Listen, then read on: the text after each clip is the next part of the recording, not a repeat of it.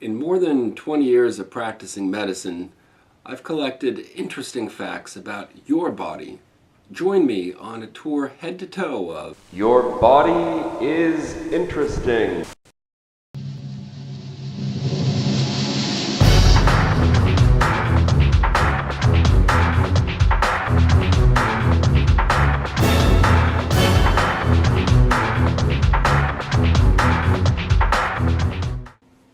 bringing us to your nose. Uh, from infancy onward, your nose continues to grow. Same thing with your ears. And the reason for that is, unlike other parts of your body, the cartilage that anchors your nose and your ears to the bone, to your skull, are unopposed. If you look at your leg bone, there's cartilage at your knee and there's cartilage at your ankle, and it's bounded on either side. But your nose and your ears are subject to gravity and are just sort of hanging in there on the side of your skull.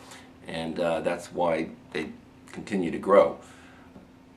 You've seen some people flare their nostrils. Actually, only 1 of 3 people can do that. See if you can do it yourself. If you were to yank on a hair from your nose on one side, it'll make the eye on the same side tear. Your nose functions, amongst other things, to warm the air that you breathe in, which comes in handy in places like Siberia, where it gets so cold that people's breath freezes and then falls to the ground, and you can hear like a little crackle as it lands on the ground.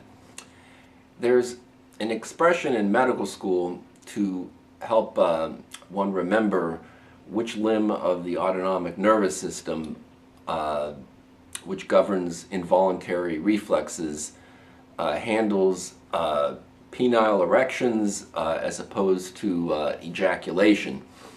The mnemonic, the memory device, is point then shoot. P for parasympathetic first, followed by S, sympathetic, second. This process also involves your nose. During sexual excitement, the mucosa of the nose becomes engorged with blood. In fact, some people, when sexually aroused, will start sneezing. And that engorgement is relieved ultimately by climax, at which point the congestion is relieved. People with hay fever or happen to have a cold during such activities will notice this, that their nose gets even more congested when they're excited, and at the end of the whole process is relieved. Also, when you have a cold, have you ever noticed that the congestion seems to alternate? First one side of your nose is blocked and then the other. Well, that's a amplification of a normal process that goes on when you don't have a cold throughout the day. Inside your nose are these little cushions called swell bodies. And what they do is they block the flow of air through one side of your nose to allow it to accumulate moisture, which is necessary for the ability to smell.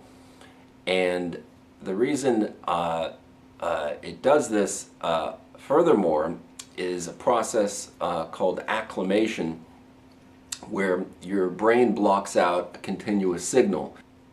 Now, if a smell is omnipresent, it's always there, it'll slip through the cracks. For example, if you own a cat and you've got a cat box and your house smells like someone with a cat, you don't tend to notice it unless, of course, you don't have a cat and you visit a friend and he does, in which case you would.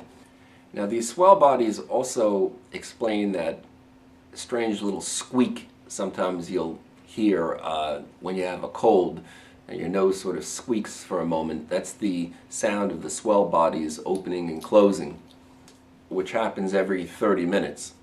1 out of 5 people suffer from what's called the photic sneeze reflex. That's when a person goes out into the bright sun, in the morning they leave their house, and it makes them sneeze. It's actually a genetic thing. 10% of the population has this and is more common in Caucasians. Since usually when you leave the house in the morning, it's to get in your car and drive to work or off to some errand. So let's hope these people own sunglasses, because when you sneeze, you can't keep your eyes open. Now, subjectively, smells can be good, smells can be bad. Years ago, people only bathed yearly, and the tradition of a bride carrying a bouquet of flowers was actually intended to cover up body odor during the ceremony. Some smells instead are very positive. You smell freshly cut grass and it brings you back to your childhood, the first time you went to the local park, or the smell of sea salt, and perhaps a pleasurable vacation. You'll notice that your memories based on smell are actually the strongest, stronger than visual or any of the other five senses. And the reason for that is that, unlike your other five senses, smell is hardwired from your nose straight to a section of your brain that's involved in emotions, called the limbic system. And that from there it goes forward to your forebrain, which is involved in logical thought.